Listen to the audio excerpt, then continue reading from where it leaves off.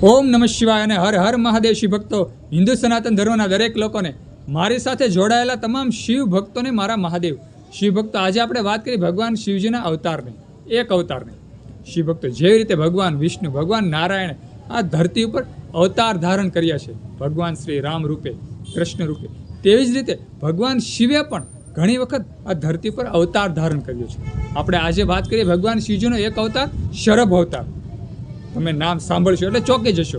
જેમ કહેવાય, પુરાણોનું અધ્યયન કરતા, શિવ મહાપુરાણ વાંચતા હોય તેને ખબર હોય છે કે ભગવાન શિવજીનો પહેલો અવતાર હતો શરભ અવતાર. શિવ ભક્તો, આ શરભ અવતાર ભગવાન શિવે ક્યારે ધારણ કર્યો હતો? શિવ ભક્તો, તમે એક કથા વાંચી હશે. હિરણ્યકશ્યપ જે દૈત્ય હતો, એમ કહેવાય પ્રહલાદના જે પિતા હતા, તેને નાશ કરવા માટે ભગવાન વિષ્ણુએ નૃસિંહ અવતાર ધારણ કર્યો હતો. શિવ ભક્તો, ત્યારે ભગવાન શિવ એમ કહેવાય કે શરભ અવતાર ધારણ કરે છે. તો ધ્યાનથી આ કથા સાંભળજો. નાની એવી વાત છે, કે ધ્યાનથી તમે સાંભળજો. ભગવાન વિષ્ણુએ હિરણ્યકશ્યપને મારવા માટે નરસિંહ અવતાર લીધો હતો. હિરણ્યકશ્યપને માર્યા પછી પણ નરસિંહ શાંત થયા ન હતા. આ પછી ભગવાન શિવ શરભ સ્વરૂપે અવતર્યા હતા. ભગવાન શિવ અડધા હરણ અને અડધા પક્ષી શરભના રૂપમાં પ્રગટ થયા હતા.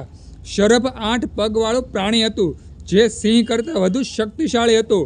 શરભજીએ ભગવાન નરસિંહને શાંત કરવા માટે પ્રાર્થના કરી હતી, પરંતુ તેઓ શાંત ન થયા. એટલે કે ભગવાન વિષ્ણુ જે અવતાર ધારણ કર્યો હતો, જે નરસિંહ રૂપે અવતાર ધારણ કર્યો હતો, તે શાંત નહોતા થયા.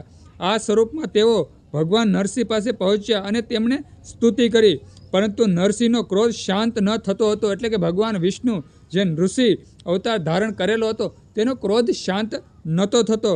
ત્યાર પછી ભગવાન શિવે જે શરભ અવતાર ધારણ કર્યો હતો, જે પક્ષી સ્વરૂપે હતા, તેણે નરસિંહને પૂંછડીમાં લપેટી લીધા. એટલે કે ભગવાન વિષ્ણુને પૂંછડીમાં લપેટી લીધા અને આકાશ માર્ગે ઉડી ગયા. આ પછી નરસિંહ શાંત થયા. એટલે કે ભગવાન વિષ્ણુ શાંત થયા અને ભગવાન શિવની જે પક્ષી સ્વરૂપે હતા, તેની માફી માગી. તો શિવ ભક્તો, આવી રીતે ભગવાન શિવ પણ શરભ અવતાર ધારણ કરે છે અને ભગવાન નરસિંહને એમ કહેવાય શાંત કરે છે. સુંદર એક નાની એવી વાત હતી, તે ખૂબ સમજવા જેવી હતી. શિવ ભક્તો, આ વાત ઉપરથી એક ખાસ શીખ લેવા જેવી છે કે ભગવાન શિવ પરમ તત્વ પરમાત્મા સૌથી મોટા છે. કોઈ પણ દેવ હોય, કોઈ પણ દાનવ હોય, કોઈ પણ જીવ હોય, તેને શાંત કરવો હોય, ક્રોધને શાંત કરવો હોય ને, તો એમ કે શિવ સિવાય કોઈ ક્રોધ શાંત કરી શકતું નથી. કોઈ પણ એવું કાર્ય હોય જે દુર્લભ હોય, જે થતું ન હોય, કોઈ માનવથી, કોઈ દેવથી, કોઈ દાનવથી, ત્યારે ભગવાન શિવ સમક્ષ જો વયા જાય તો 100% તે કાર્ય પૂર્ણ થઈ જાય છે. શિવ ભક્તો, આ કથામાં તમે સાંભળ્યું છે કે ભગવાન નરસિંહનો ક્રોધ શાંત નથી થતો અને છેવટે એમ કહેવાય કે ભગવાન શિવને અવતાર ધારણ કરવો પડે છે અને તેનો ક્રોધ શાંત કરવો પડે છે. અને ભગવાન શિવ અહીં સમજાવે છે, સર્વ જીવને સમજાવે છે, સર્વ દેવતાને સમજાવે છે કે જગતમાં સૌથી કોઈ મોટો હોય તો પરમ શક્તિ પરમાત્મા તે પોતે છે. તો સુંદર એક આ નાની વાત જો તમને ગમી હોય, શરભ અવતારની વાત જો તમને ગમી હોય, તો વિડીયોમાં લાઈક આપજો, કમેન્ટમાં હર હર મહાદેવ ઓમ નમઃ શિવાય લખજો અને આ વિડીયો બીજા હિન્દુ સનાતન ધર્મના લોકોને શેર કરી દેજો. બધા શિવ ભક્તોને, હિન્દુ સનાતન ધર્મના લોકોને મારા હર હર મહાદેવ અને ઓમ નમઃ શિવાય.